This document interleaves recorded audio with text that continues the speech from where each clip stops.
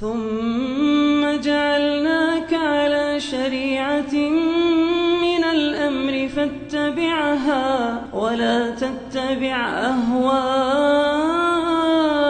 الذين لا يعلمون.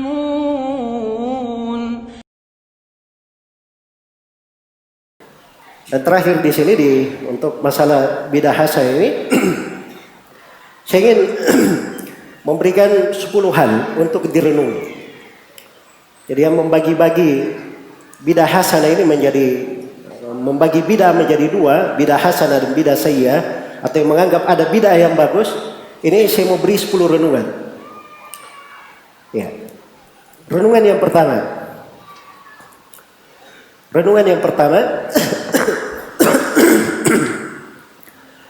Dalil-dalil tentang celaan terhadap bidah itu datang dengan sifat mutlak. Datang dengan sifat apa? Mutlak. Umum. Iya. Datang dalam bentuk mutlak dan umum. Dan sangat banyak sekali. Di keumumannya dengan berbagai konteks itu sama sekali tidak pernah ada perkecualian. Iya.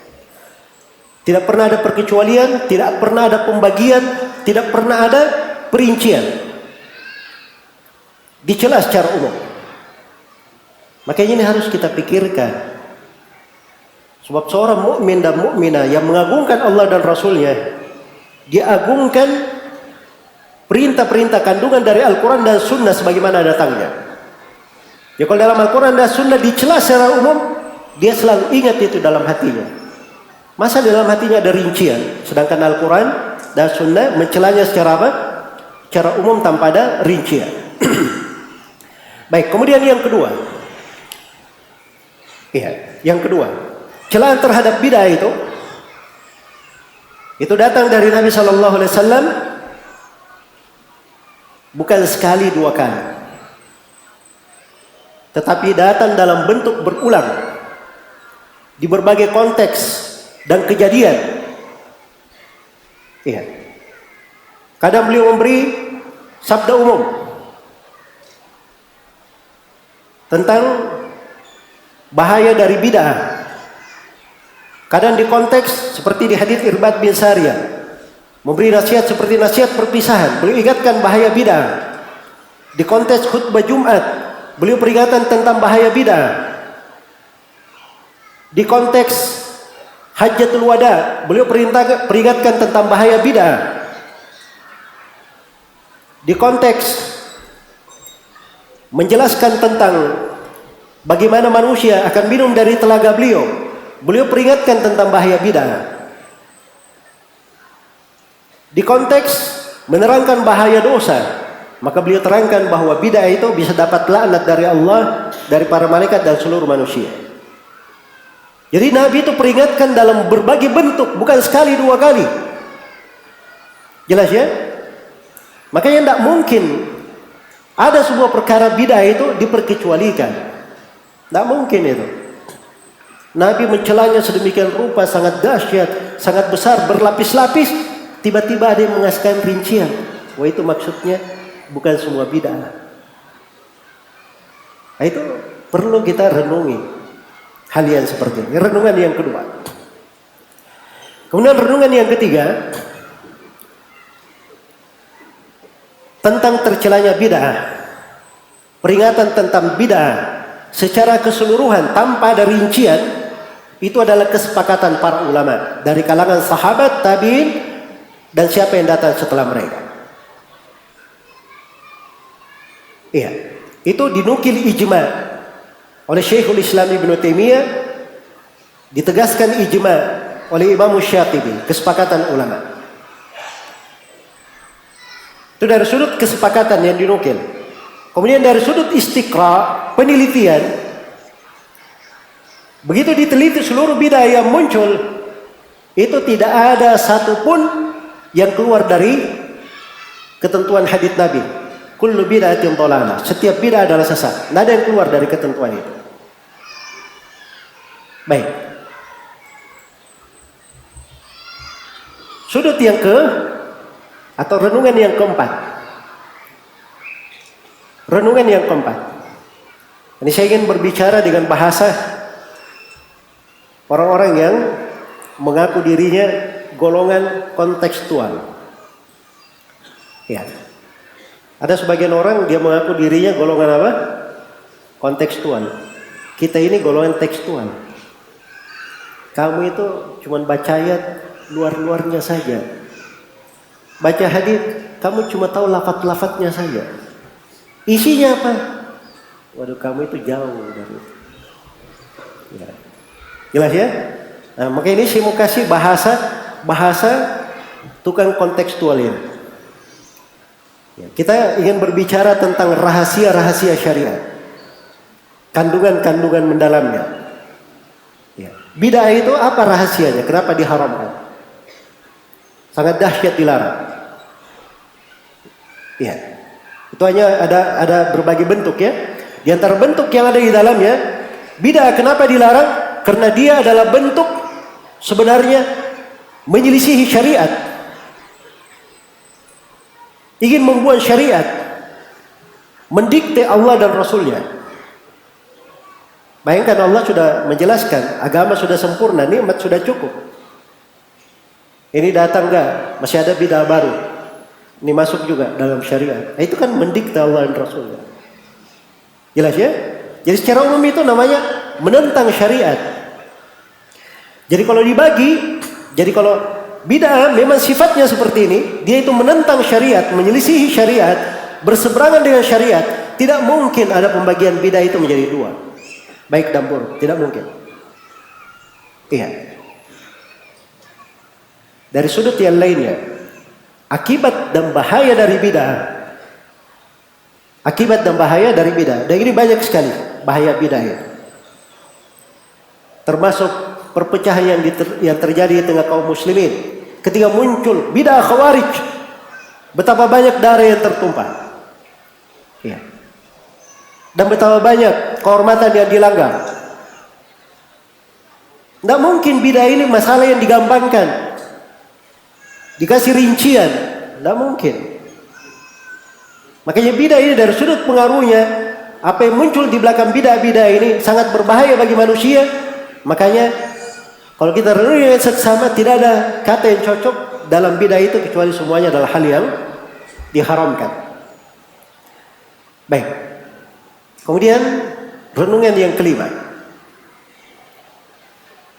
Kalau ada yang berkata bid'ah hasanah, itu artinya dia telah membuka pintu untuk membuat segala perkara yang baru di dalam agama ini.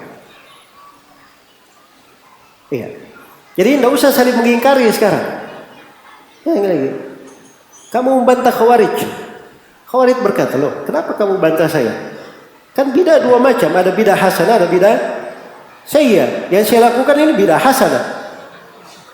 Jelas ya? Datang orang Syiah Rafidhah, dibantah, oh jangan bantah saya. Bid'ah kan terbagi dua. Ada bid'ah hasanah, ada bid'ah apa? Sayyi'ah. Semuanya akan berucap seperti itu. Akhirnya ini namanya membuka tikaman terhadap agama. Itu perlu kita renungi. Renungan yang keenam. Dan ini terkait dengan orang yang mengatakan bid'ah hasanah. Kita mau tanya kepada mereka, apa ukuran bid'ah hasanah itu? Tolong beri definisinya, batasan-batasannya. Ya, bagaimana cara kita menetapkan sesuatu itu, ini bid'ah hasanah, ini bukan bid'ah hasanah. Tolong beri kaidahnya. Iya. Jelas ya? Dan ini mereka tidak akan mampu mendatangkan sebuah keterangan apapun yang terkait dengan hal ini. Dan mereka dalam prakteknya berbeda-beda. Tidak ada aturannya. Dan itu sudah cukup. Harusnya kita berpikir, tidak mungkin itu bagian dari agama. Semua ilmu agama ini terang, jelas, teratur. Ingin berdalil, ada kaidahnya. Menetapkan sesuatu, ada ketentuannya. Nah, sembarang seorang berbicara. Sekarang kalian bilang ada bid'ah hasanah. Baik, apa ukurannya?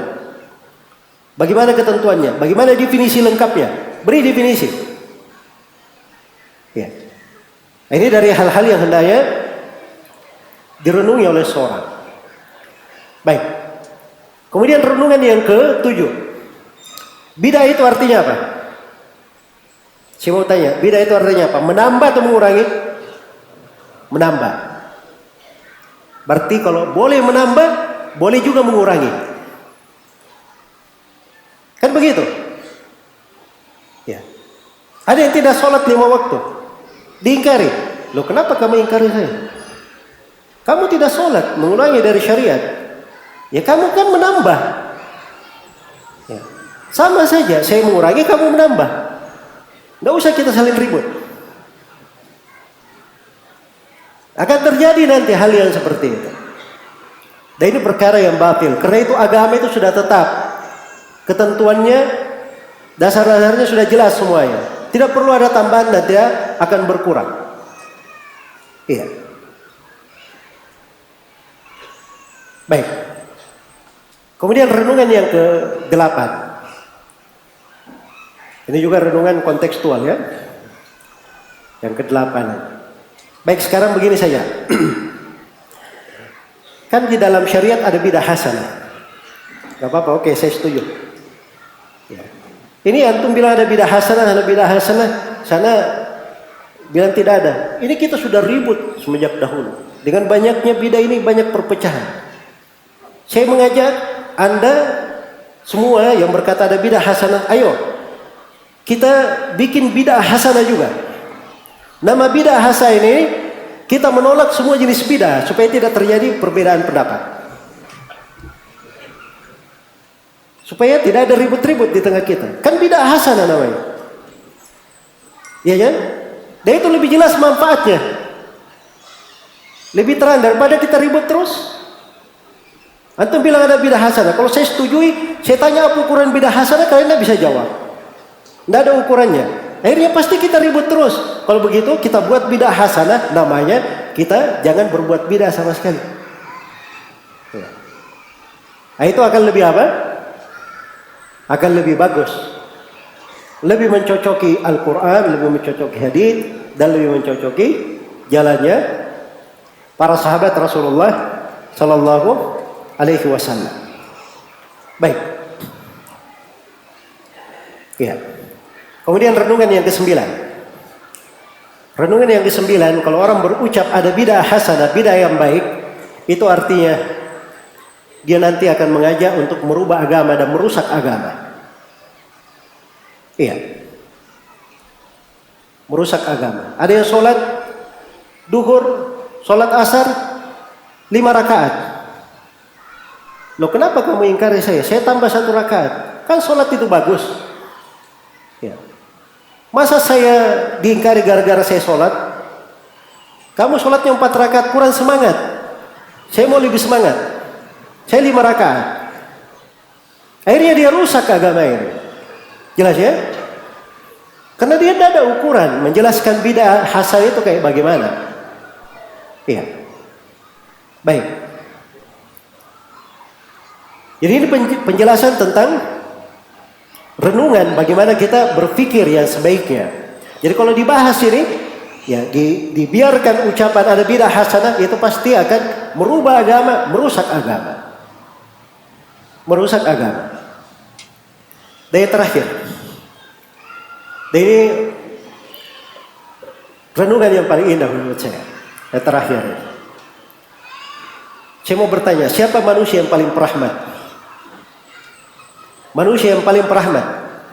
Rasulullah Sallallahu Alaihi Wasallam. Siapa manusia yang paling menasihati umatnya? Rasulullah Sallallahu Alaihi Wasallam. Siapa manusia yang paling fasih menjelaskan agama? Rasulullah Sallallahu Alaihi Wasallam. Siapa manusia yang sangat tidak ingin melihat perpecahan di tengah umatnya? Rasulullah Sallallahu Alaihi Wasallam. Andai kata bidah hasanah itu ada, pasti Nabi sudah jelaskan. Itu dari kesempurnaan rahmat. Masa Nabi tidak menerangkan sehingga ribut umatnya? Itu tidak mungkin. Ada di dalam hal tersebut. Itu bertentangan dengan sifat-sifat Rasulullah Sallallahu Alaihi Wasallam.